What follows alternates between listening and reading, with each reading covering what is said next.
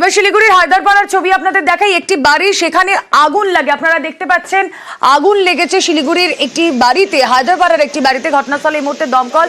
কি থেকে আগুনটা এখনো পর্যন্ত স্পষ্ট নয়, জানার চেষ্টা করি। পার্থ প্রতিম প্রতিনিধি রয়েছেন আমাদের সঙ্গে। পার্থ, আমরা দেখছি আগুনের লেলিহান শিখা, কিন্তু আগুন লাগলো কোথা থেকে? এটাই কিন্তু এখনো স্পষ্ট নয়, কারণ যে বাড়িতে আগুন লেগেছে, একটি বাড়ি, তার দোতলায় আগুন লেগেছে এবং সেখানে কিন্তু সেই সময় বাড়িতে কেউ ছিল না, এমনটাই কিন্তু প্রতিবেশীরা জানাচ্ছে। এবং খবর পেয়ে স্থানীয় বাসিন্দারা প্রথমে পৌঁছায়, তারপর দমকলের দুটি ইঞ্জিন ঘটনাস্থলে পৌঁছায়। প্রায় এক ঘন্টার চেষ্টায় আগুন খানিকটা নিয়ন্ত্রণ আনতে পেরেছে দমকল কর্মীরা।